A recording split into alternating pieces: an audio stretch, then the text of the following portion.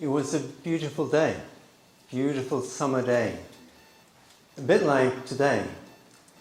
And I was out picking blueberries and suspecting nothing unusual. Though I did know it was samsara, at least I did. And many of the colleagues of Aryabandhu did not survive when the bomb went off on the 22nd of July in 2011.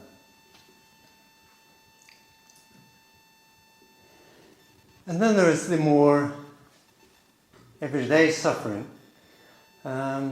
It's painful getting my dad home or looking for my dad in one of the taverns.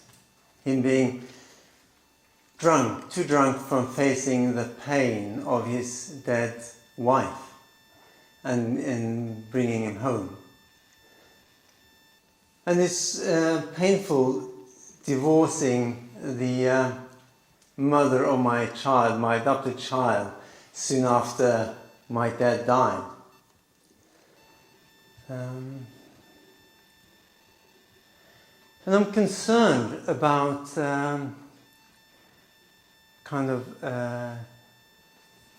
falling water levels around the earth. I'm concerned about degrading soil quality. I never thought I would miss the mosquitoes at our place up in the countryside. But seeing it as a possible sign that something is amiss, something is changing, and it's difficult. That is painful. And I'm concerned about people in Ukraine. I'm concerned about lives being destroyed, their homes being destroyed, and about the food supply of vast amount of people around the world being destroyed. And as Sobanandi said yesterday, there is so much suffering. So we could either get depressed or enlightened. And walking around the memorial for the Holocaust in Berlin on the way here, it was you see it from distance, and you notice that it's a contour, and you could kind of sense the importance of that. There is these bricks for those huge pillars somehow standing there, symbolizing pain, suffering. And you could see from the contour that yes, it varies. But then you enter it, and you sink into the material, into the suffering in this, and these that thought.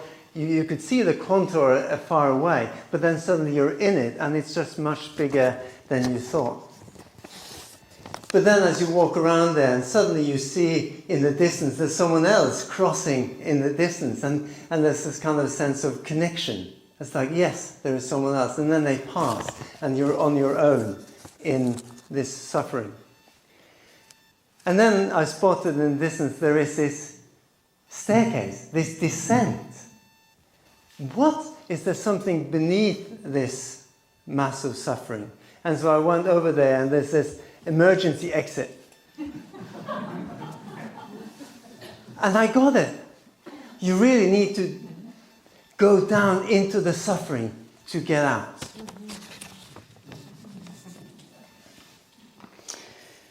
So what to do? Om Mani Padme Hum. Om Mani Padme Hum.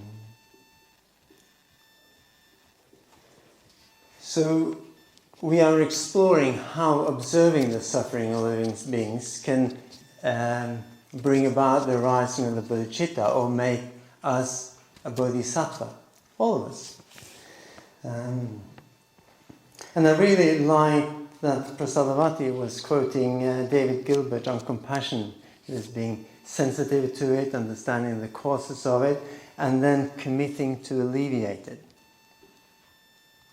As one of my Gestalt teachers once said, awareness is not enough. And my friend Nageshwara is about to go into a 3-year retreat. And I think that's a great response to the suffering of the world, because he takes this tension with him. And I know he's inspired to come out and to learn something from it. And then, well, let's see what happens.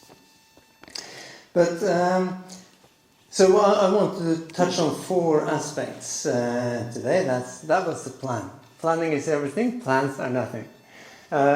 So we need these great stories, myths, to actually to want to listen to the suffering. And to deal with suffering, we need insight, and we need communities to help us make sense of that insight. And to build these communities, we need altruistic wisdom. And finally, we need to join forces with everyone dealing with suffering.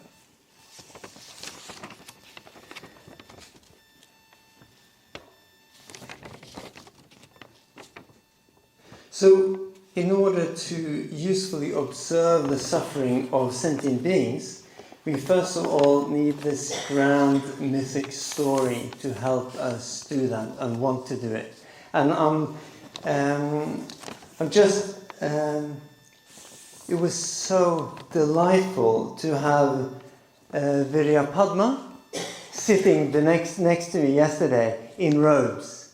And just from the side, just sitting down, and I thought, I hadn't seen robes, so maybe you've just come for the Kala Mitra ceremony or something. And I was just sitting there, just in the corner of my eyes, you looked a little bit like a younger version of Bante. A little bit younger than on the picture. And somehow it just brought in that mythic dimension, like you were the bearer of that archetype.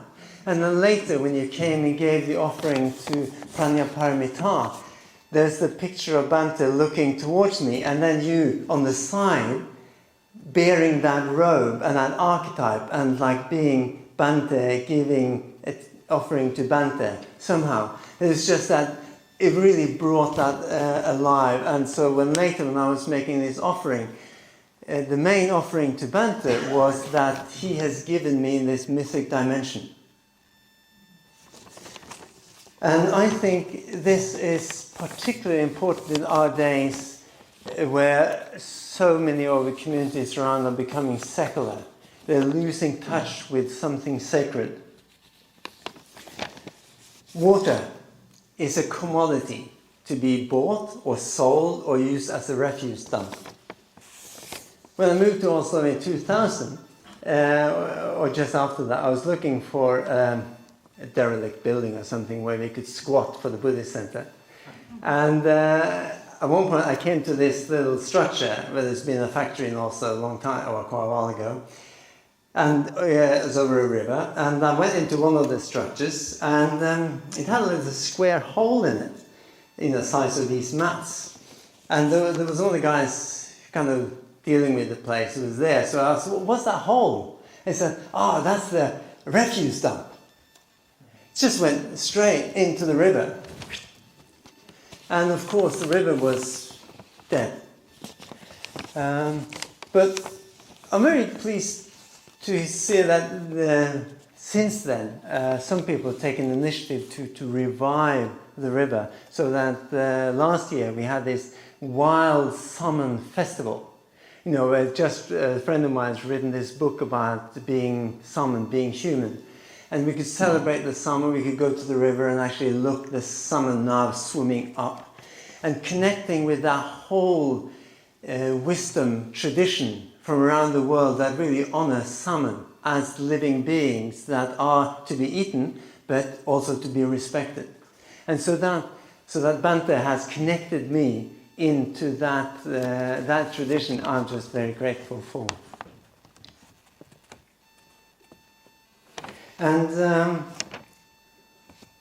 So when I'm overwhelmed by suffering, I will chant, I will call on Avalokiteshvara.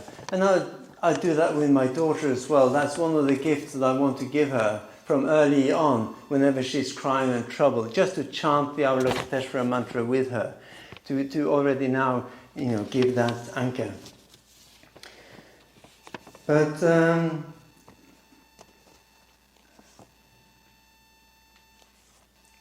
so in order to draw out this more, I want to draw on three aspects that I discovered when I was recently in the pandemic writing on a thesis, a doctoral thesis with the impossibly long name, Becoming Sustainable: Insight and Practices from Gestalt and Buddhism on linking virtues, meditation, spirituality and sustainability for conscious well-being.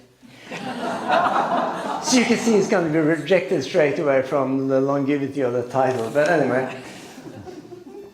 So the first is, the point then is that we need a transcendental insight to deal with this suffering, and a community that can emerge. And I remember when I was living in Manchester, living in the community in the top floor, and working at the office in the daytime, and then engaging in the classes in the evening, and then speak with friends and so forth. And I was coming tied up in the community when Kamra Sheila was visiting, and I would kind of moan a bit about all the stress and blah blah blah. And so after a while, he just thought, so what was your sadhana? It's 1,000-armed Avalokiteshvara. And he said, so what did you expect?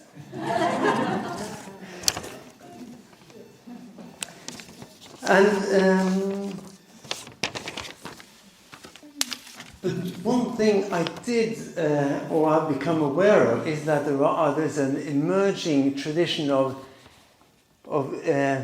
in a sense, secular systems that provide what I call for dry insights.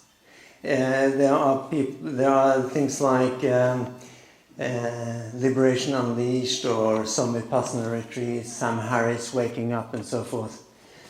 And I came across an article and I think they probably do a lot of good things to a lot of people. But I did come across an article written by Jenny Wade in 2018 called After Awakening the Laundry, Is Non-Duality a Spiritual Experience? And she concludes, and I wanted to read this.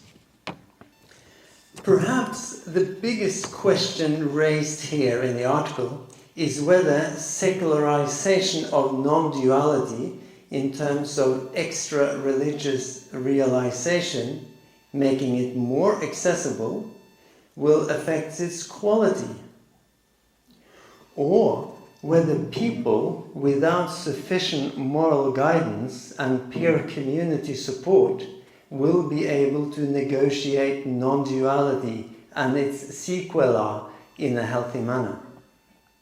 Since the small samples of the current study and the previous one include people whose awakening process caused relationships and jobs, led some homeless and incarceration in mental institutions, and debilitated others for years with Kundalini disturbances, doing non-duality on your own clearly involves hazards.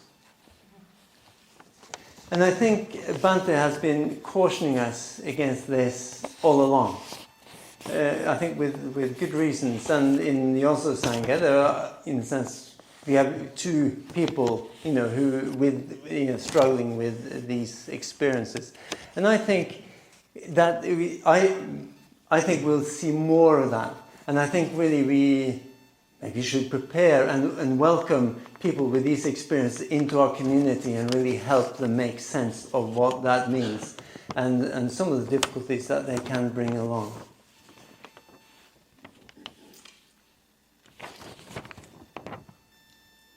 That's a nice convoluted heap of words, so cumbersome and burdening that they can only be carried by an elephant.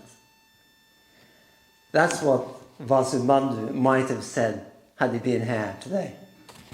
In fact, it was what he said to his brother a sangha.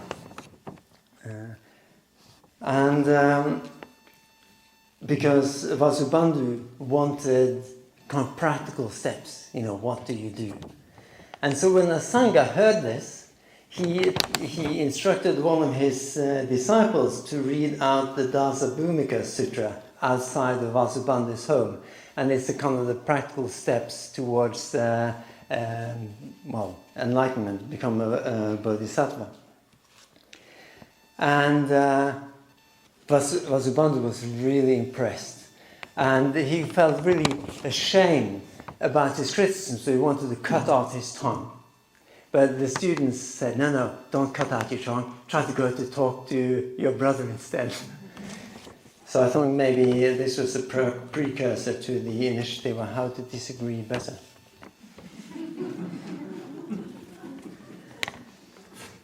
And Vasubandhu then went on to really help out in the community. Of course, he taught the Dharma, but he also helped build schools. He helped build hospitals. When there was a flood striking, he went there with his considerable resources, quite wealthy at this time, to help out. And I think this is an important lesson that at least I was very inspired by the first class that I went to Triratna and talking about the new society. And this actually, a bodhisattva helps out in the community where there is suffering. And you can do that together while actually developing your insights. And we talked a bit about today about this wisdom and compassion. And I love this time when we hear about the chitta, or it's like a heart-mind. In the East they haven't got that split. So I think wisdom and compassion is a little too weak. I like altruistic wisdom. And I like it because it's wisdom that in it has the altruistic dimension. It's not just compassionate, but there's this kind of moving towards actually doing something that resolve that Gilbert was pointing out. And of course, that doesn't mean that we're going to be busy helpers and fixing the world all the time. But there's that there is a move, and that for Nageshwara, that means actually go and meditate deeply for 3 years. But for others, that means like when there was a shooting in Oslo recently on a gay pub, it's like Mudita Devi actually offering to have this conversation and meeting in the afternoon, for people who might be affected by that, who could come to the Buddhist center and actually, just talk about it. So it's actually, living the wisdom in an altruistic manner.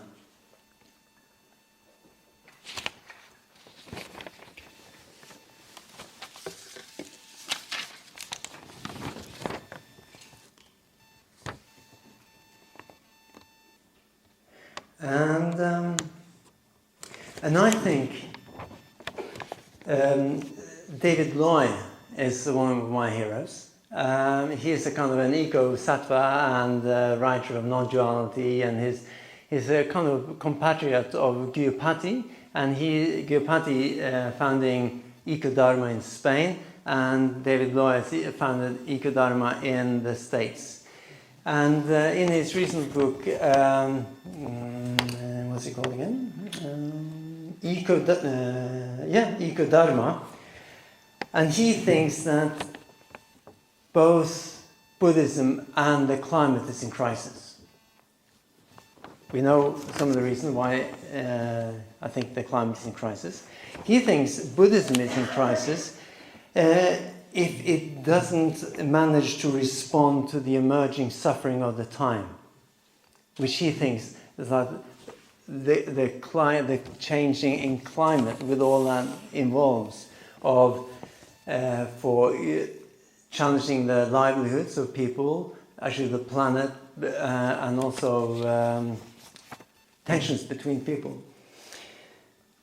And it reminds me of Reginald Ray's book, Buddhist Saints in India, where one of the conclusions he draws out is that when the monastics in India kind of lost touch with the laity and were seen as bit as they weren't, really serving the needs of the laity, they were vulnerable for attack.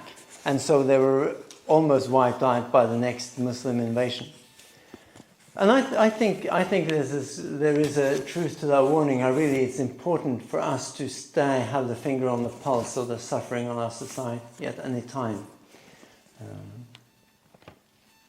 And for that reason, I really loved a new name, the Triratna Buddhist Community. It was so much better than Friends of the Western Buddhist Thought, because it really emphasized the community, and Subhuti brought that out very well, I think, when he talked about this building a broad base.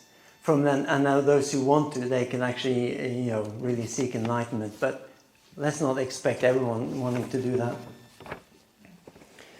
And I think we can think even broader, that there are so many people concerned about suffering in the world, not just Buddhists. And so that raises me a question, well, on what basis should we manage to cooperate? Actually, if we want to actually help suffering, it's like we've got our principles that we work by, and we know, those of us who've been living in community know how bloody hard it is to get a community to work together when we have the principles spelled out. And so I was delighted to come across an article by Dalsgaard and her research team. And in 2005, they asked the question, the article is called Shared Virtue, the Convergence of Valued Human Strengths Across Culture and History. And they examined philosophical and religious traditions in China, with Confucianism and Taoism, South Asia, Buddhism and Hinduism, and the West, Athenian philosophy, Judaism, Christianity and Islam. For the answer, each of them provided a question on moral behavior and the good life. They came up with 6 virtues. Can you guess what they were? They were humanity, justice, courage, temperance, wisdom, and transcendence. And I find it very easy to translate those into the 6 paramitas. I was just like, if it's that easy for me to connect those 6 virtues to my tradition, I'm really curious how easy it is for Muslims to connect it to their tradition and so forth. I don't know the answer to that, but if it is true, and these are quite renowned psychologists doing research, to me that is a hope for us to find a common language, actually to work towards the suffering of all beings.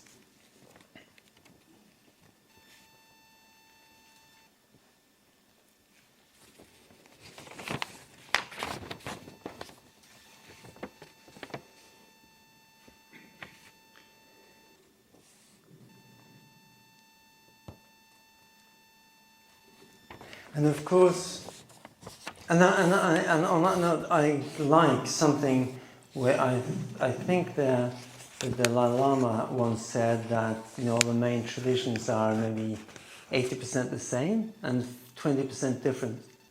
And I think that these virtues are the ground to really cooperate on those 80%. And of course, then we will do our own rituals and we'll pursue enlightenment in our way and preserve our tradition. But I think really it is and I think the world needs these language and shared virtues to actually to help work with the virtues, so that, and it's important that I don't get too focused on my own enlightenment or our own enlightenment as Triratna. So that was what I wanted to say, and then I wanted to end up with, what was it? Yeah. So So when we cultivate, when we embrace and open to myth that can actually embrace the suffering of all beings, then we might want to do it. It might enrich our lives. And when we draw on the transcendental perspective to make sense of it, and when we cultivate communities that can help us make sense of those transcendental insights, and when we cultivate and live altruistic wisdom, and then finally, when we join forces with everyone dealing with suffering, not just Triratna, then conditions for the bodhicitta to arise are present. And then I wanted to finish with one of my favorite poems, The Niagara River by K. Ryan. As though the river were a floor, we position our tables and chairs upon it. Eat and have conversations. As it moves along, we notice, as calmly as though dining room paintings were being replaced, the changing scenes along the shore. We do know this is the Niagara River, but it is hard to remember what that means. Thank you.